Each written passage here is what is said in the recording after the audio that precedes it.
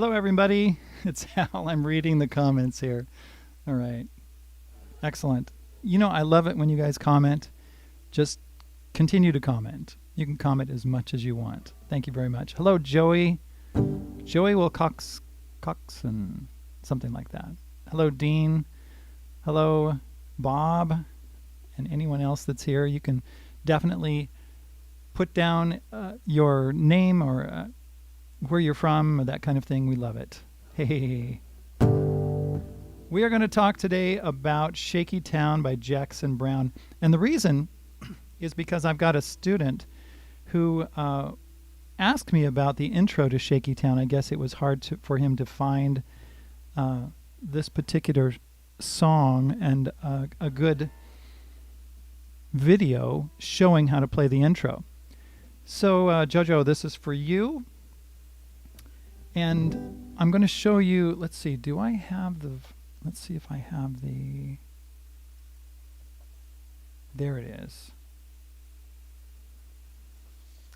The tablature. I wrote out some tab for this. Is Dermot here? Hello, Dermot. Welcome. Dermot is from Ireland, I do believe. Oh, first of all, so let's just go through some chords for Shaky Town. Shaky Town, and let's talk a little bit about where it's from. Running on Empty by Jackson Browne came out in 1978. It was recorded in 1977. I believe it was March of 1978 or February that it came out. Fun. Oh, that's an amazing recording, that live recording of Running on Empty. But Shaky Town is a few cuts down into the album.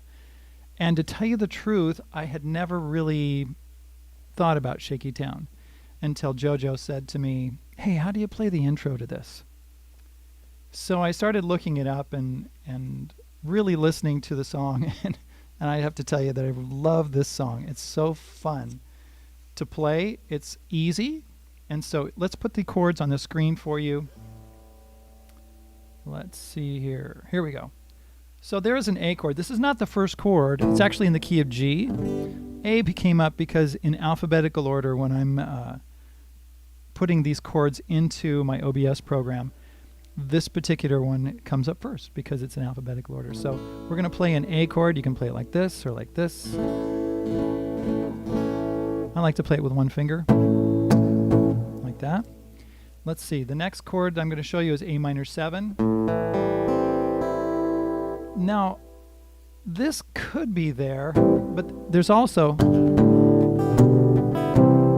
going to show you a lead sheet from Ultimate Tab in just a second and show you what somebody decided this was. So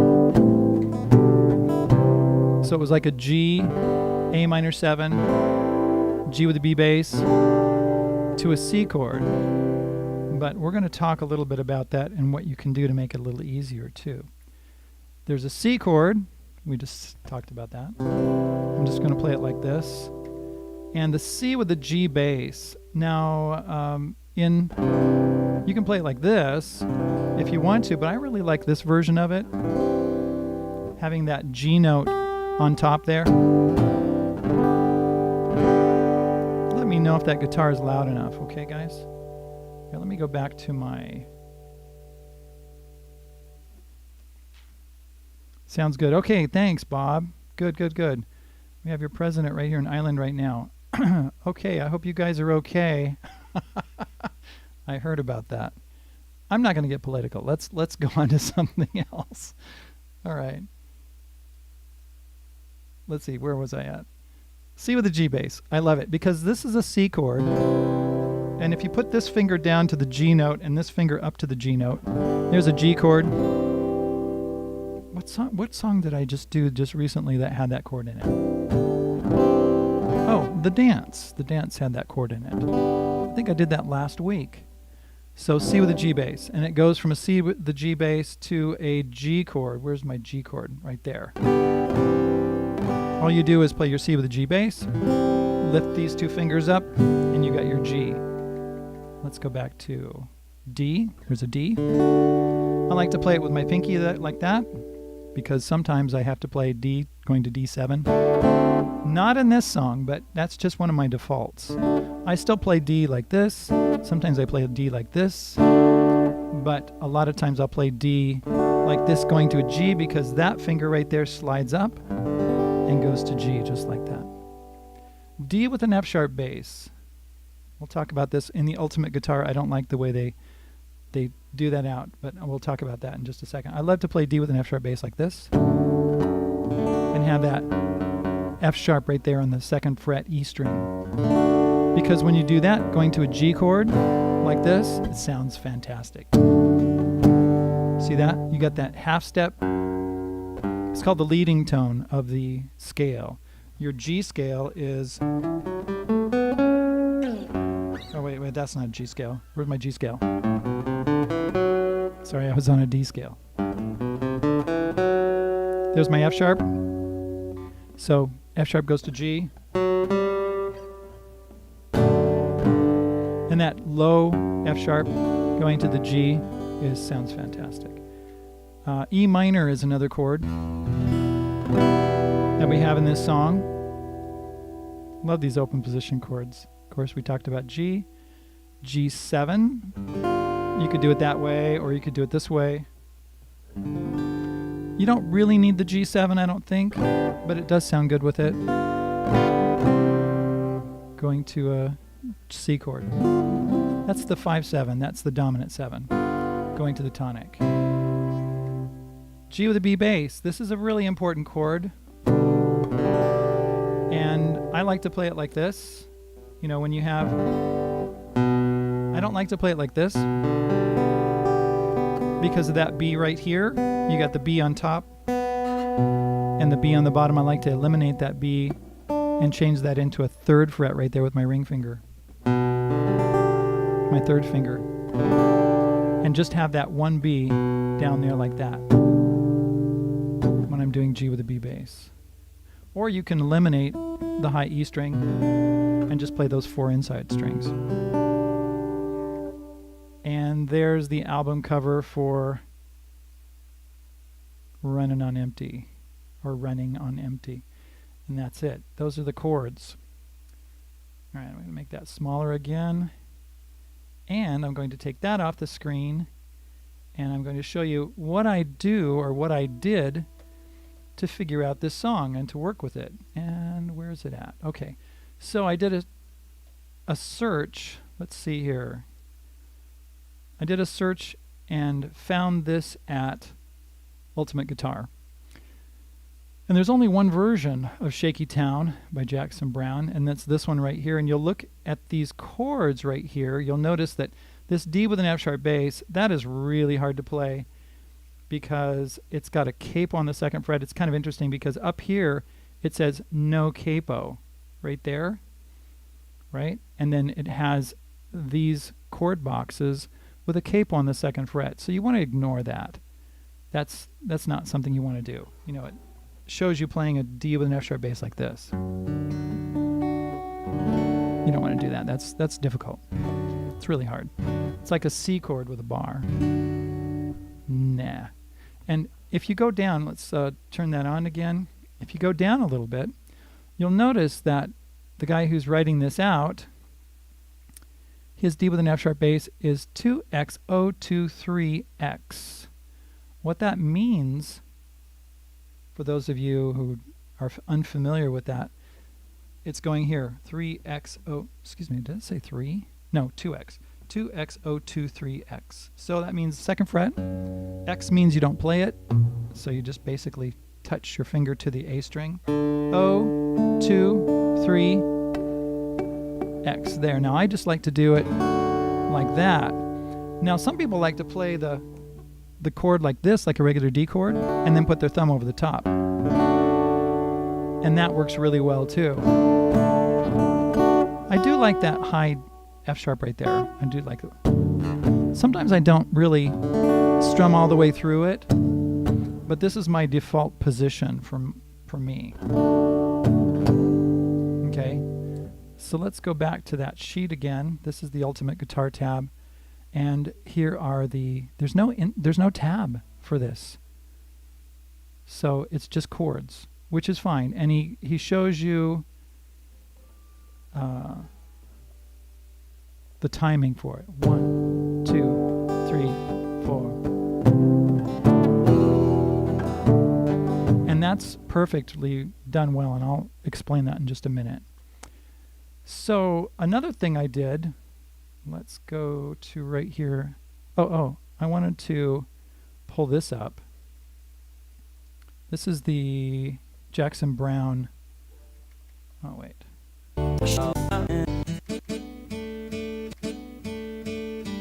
There we go. This is what it sounds like.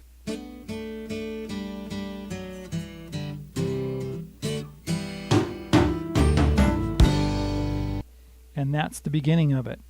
Okay, so another thing I did was I went to, let's see, I'll do this sometimes when I'm working on a song that I'm unfamiliar with, that I've never really done before. And I found some people playing the intro, and mostly what I did was I found them playing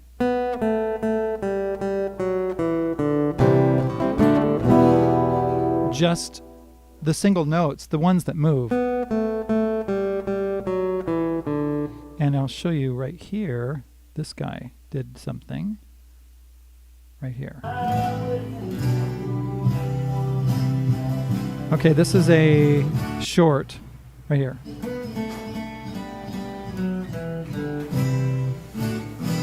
Okay, and that's very common.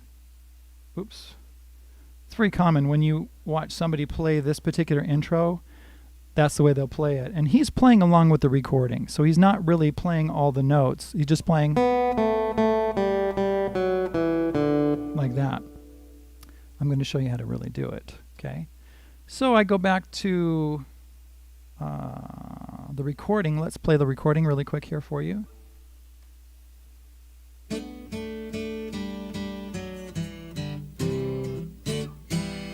Now, if you can hear that, in fact, let me see if I can turn that up a little bit.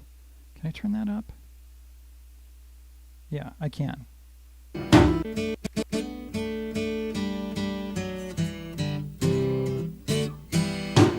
And so one thing you can do, and let's turn this back on so you can see over here. Yeah, right there. Oh, you can't really see that. Let me move this over a little bit so you can see what I'm doing. When you click that little gear right there in the right hand bottom corner, you'll see annotations, playback speed, and quality. Hit the playback speed, it's on normal. If you turn it down to 75.75, that's 3/4 speed, take it back to the beginning and listen to it.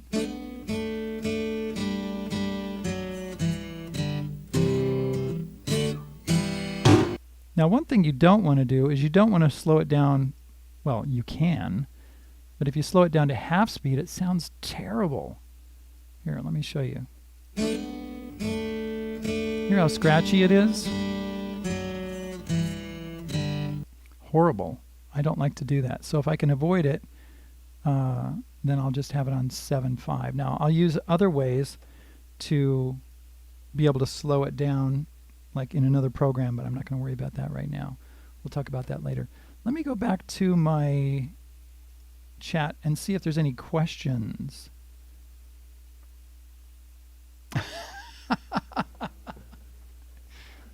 Dermot says, we have your president here in Ireland right now. And Dean says, would you please keep him?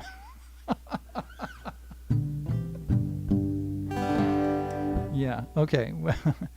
With the G bass is lovely chord. Duffermod, I don't know. Hey, welcome. C with the G bass is lovely. It's a beautiful chord. I agree with you. It's a beautiful chord. Did you know what it is?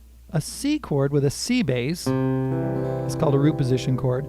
A C with a G bass is actually called an inversion. It's actually the second inversion because the G, the notes in the C chord is C, E, G, and so this G is the fifth. It's a very unstable chord. It's a nice chord, but it's an unstable chord. I don't use it as my default C chord. Usually I'll have a C in the bass in my C chords because that G bass makes it unstable. But it's really good, C with a G bass, going to a G chord because it is unstable. It's beautiful that way. Okay. Any other questions? No other questions at the moment. No other comments. So we're going to go back to where I was before. And where is it at? Oh yeah, I was showing you this recording right here. Okay, where are we at here? This is wrong. 0.75. Let's turn it up to normal and let's take it back.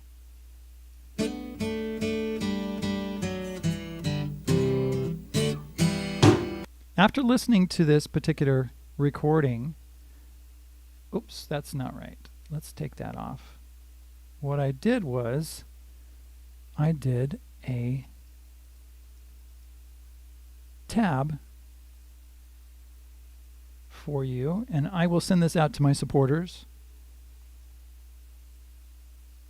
This tab will go out to everyone who supports me on Patreon, Subscribestar, or has made a donation to me at PayPal and is on my email list. All of those people will get it. Plus, it'll be in my book. Now, today's the 14th of the month, April 14th. Tomorrow, hopefully tomorrow, I can get it, the new version of my book out, which is called Quail Studios Music and Lead Sheets. It's got 105 songs. This is going to be 106, 349 pages or something like that. I forget how many it is. Okay, so that's a shameless advertisement for what I do. And there is actually a new support system that I am going to plug into, and I will tell you about that in my next live stream that you can do. If you don't like Patreon or Subscribestar or PayPal, there is something new that I'm going to introduce to you next week, which will be good, along with everything else. Okay, so let's go back to this tablature right here. This is what it looks like. And, oops, sorry. Sorry.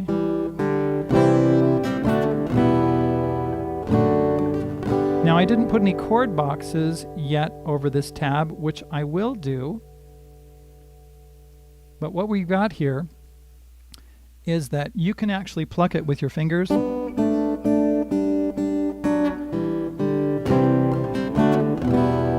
Or you could use hybrid picking. I'm going to lick my finger there so that pick does not go away. So what I'm going to do, if I can do this,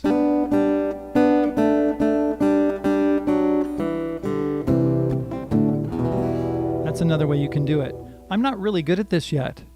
I'm confessing to you because I haven't practiced it very much. I just learned it this week. So that's the little hammer on there from 0 to 4. I did not put that in my tab yet. What we do is we put our second finger on that 3rd fret B string. It's a D note. And we hammer on from open to 4. And then we play 2-2 right here. And then that was an open string G with the D note. And then the F sharp, which is the 4th fret D string right there. And then you let go of that and you play 2nd fret D string, open string G. And then you play both the D string and the G string open.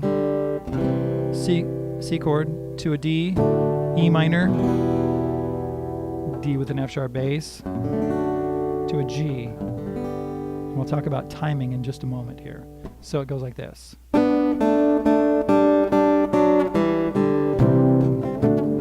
Now, if you listen to Jackson Browne's recording, you'll notice that it really doesn't sound like fingers like that.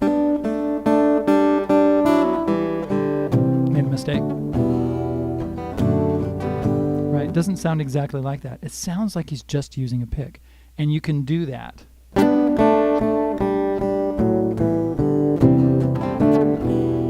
And I messed up a little teeny bit.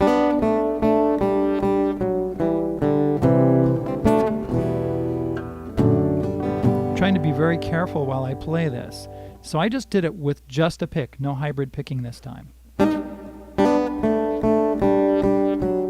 So what you do is that you do this little scoop pick. You know, you don't strum through like that. You just go. Try not to hit another string. So right there, I'm just plucking that G string and the B string and kind of scooping out like that, right? Watch. Now when I get to that F sharp right there on the D string 4th fret, I'm actually muting the G string with my ring finger right there. And then I let go, and then a C chord. Now the timing on those chords, after you get done with that intro, 1 and 2 and 3 and 4 and 1. Let's try that again. 1 and 2 and 3 and 4 and 1, 2. That's it. Now let's talk about the next part. Let's go back to that lead sheet, and I've got the lead sheet in front of me. I printed it out, and it's a pretty good lead sheet. It's not bad. I'm going to update it for my, let's go back here. I'm going to update it for my book. It'll be a little bit more like I would do. Right here on the verse 1 it says, I've witnessed those one-night stands, right? I've witnessed those one-night stands, right? He's got an A minor 7, G with a B bass, to C on the lead sheet. Now, so that would be like, I've witnessed those one-night stands, must have played in 1,000 bands. Something like that. So one thing you can do when I'm listening to the recording, it doesn't quite sound like an A minor 7 like that. Although that's a good chord for that. I've witnessed those one-night stands. But listen to this. Listen, here, I'm going to do it my way. I've witnessed those one-night stands. Can you tell the difference? I'll do it with the A minor 7, G with the B bass. I've witnessed... Wait, let me get my head into it. Ready, and... I've witnessed those one-night stands. Now I'll do it another way. Ready? Here we go. I've witnessed those one-night stands. Now that you've heard it a couple of times, if you want to make a comment, I'm going to look at my comments and see if I see anything.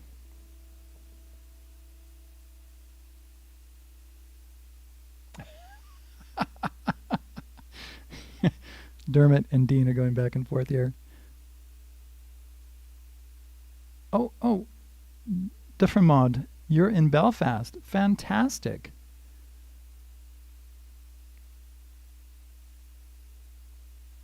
Okay. Joey Wilcoxon. Hello again. You're okay. You guys are great. I love it. All right. I'm going to keep going here. All right. Let's see. This is really interesting because I'm looking at the live stream thing. It looks interesting. I'm not sure what I'm seeing here, if it's behind or whatever. But I'm seeing the chat in real time, but I don't think I'm seeing on my video. I'm not seeing it in real time. It's really quite back. I'm like at 7 minutes, and we're way into it, like 24 minutes into it. Okay, I won't look at that. Hope everything is good on that end. Okay, let's go back to what's happening here. Okay, so what I did was, in that beginning, instead of playing an A minor 7 to G with the B bass to C, I did this. I've witnessed those one-night stands. I just played the G, and then I played the G with an A bass, like that. And then I played the G with a B bass like that, and then the C. But I'm not strumming all the way through the whole guitar. I'm not doing this. right? I'm just doing what I talked about before, where I actually just dig into the, wait, sorry. I just dig into that and make sure that I get the bass note, but I let that G chord ring out and it sounds great. So you can do it that way. I will probably do another video on this whole song, more detailed. But basically that's the idea. It's a really good song. I need to learn it a little bit better so I can teach it better. It's wonderful. Those are the chords. So I'm not going to go through the chorus because I really don't know it that well. I mostly just wanted to hit the beginning and the introduction. I'm in sync here. Okay, no problem. Okay, good to know. Excellent. Well, thank you very much for coming. Thank you very much for being with me this morning. I will be, I am here, and so if you're connected to me, you're in sync here.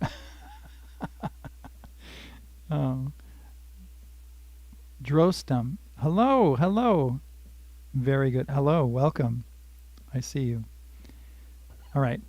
Thank you very much for being here, guys. Appreciate you very much for everybody making comments. Oh, give me a thumbs up.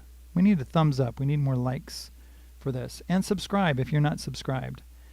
I'm almost at 100,000. You want to help me get to 100,000? I might do an Elite Bata video here pretty soon because when I do an Elite Bata video, I get a lot of people from Indonesia. Just a second, I'll talk about new strings in just a moment. So I might do an Elite Bata video, 1 or 2, just to talk to my fans over in Indonesia. Love those guys. All right, we have a question here. I'm looking for new strings, Hal. Any advice? Yes, I do have advice.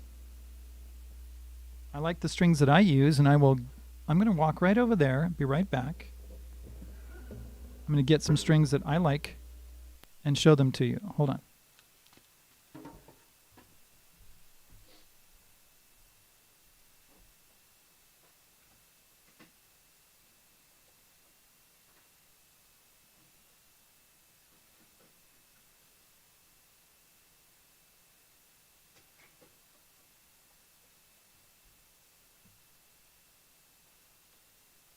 I'm still here.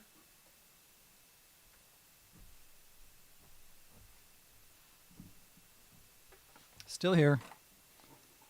This took me a moment because it's over on my shelf over there. So what I'm using right now on my guitar are Diodario EJ26. And I usually get like a package of 10 because I use these really, you know, I change my strings every once in a while, every few weeks. That's on my acoustic guitar. Now, I have used 12s before and 13s, but I've been using the 11s lately, which are the EJ26. I love them. EJ16s, is that the other? You can look that up. For my electric guitar, I'm using, oh, you know, I'm not using these. I was going to say I was using this, but I'm not. I'm using Diodario, but not this one. These are 10s. I'm using 9s right now, and I don't know. I think it's like EXL 120 or something like that. You'll have to look that up. For my nylon string guitar, EJ45s. These are the Pro Artes Diodarios. I love Diodario strings. I do not get paid from Diodario to tell you that. I just like them. I've been using them for years. Every once in a while, EJ11s. Yeah, they're good strings. Jakarta, Indonesia. Very good. Fantastic. I knew you were from Indonesia. You're. It just looks like you're from Indonesia. Okay. So Diodario strings, I love them. They have been like my main string for years. Every once in a while, when I go into a store, you know, and I get to know people that are in the store, and they'll say, "Hey, have you ever tried these strings?" I'm like, "No, I never tried those strings. Let's try it." I'll try different strings, Fender strings, Gibson strings, all kinds of different strings. I do use Fender strings on my bass guitar. And right now I've got flat wounds on that red bass back in the back right there instead of round wounds. I just like the darker sound that it gives for the things that I've been doing. Oh, Dermot says he loves 11s also. Elixirs. I don't like elixirs. That's just my personal opinion. Elixirs have that coating on it. And the reason I don't like it is because it has kind of a covered sound. It's a darker sound. I said to one of my friends one time, I don't like elixirs because it sounds like I have dead strings. And he said to me, I love that sound. I'm like, okay. If you like that sound, that's great. Also, elixirs are very expensive. They're like twice as expensive or more, sometimes 3 times as expensive as the Diodario's. And you'll notice that in this particular one, I have 10 sets right here. I get them a little cheaper. And if I can, I'll get them in bulk. Like I'll buy 25 sets at a time. I have 3 boxes of 25s over there of different kinds of strings that I use. And I have 12s and 13s in the bulk strings, and they are a lot cheaper. You know, like $5 a set, $4 a set, something like that. So, I keep coming back to Diodario's, although, yeah, my bass strings are Fenders right now. I'm not so picky with bass strings. Bass strings seem to do really well. But one of the reasons I've tried, where'd that go? I've tried those covered strings, the elixirs, and you know, people say, oh, they last a really long time. Yeah, they last me about 3 days longer than the Diodario strings. That's why I buy the Diodario strings, because like 3 days, it doesn't, you know, that's not enough for me. In fact, when I'm playing live, if I play a gig, I will, depending on how much I play, if I play a night where I'm playing 5 or 6 hours, I will change strings for the next day. If I'm playing a couple of hours, then I'll let those strings go a couple of days, and then I'll change strings. But as soon as I change strings, as soon as I play on the strings about 5 hours to 7 hours at the max, then I notice that the strings do not ring out. They don't sustain as well as they do when they're new, and they don't sound as good to me. I like the brightness, right? And so I will change them very often, especially in a live situation, because I don't want them to break, and I want them to tune really fast. And when they stop tuning quickly and sound out of tune, that's when I get rid of them. Okay, let's look at my chat, see if there's anyone. Okay, yes.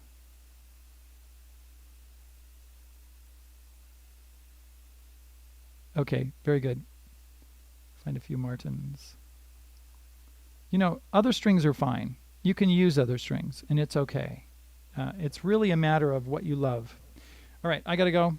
Thanks very much for being here. Love you guys, and for your great support. Come and see me over at Patreon or Subscribestar, or email me, lessonswithhal@gmail.com, and I will email you back. And thanks for being here, and we'll talk to you later. Bye.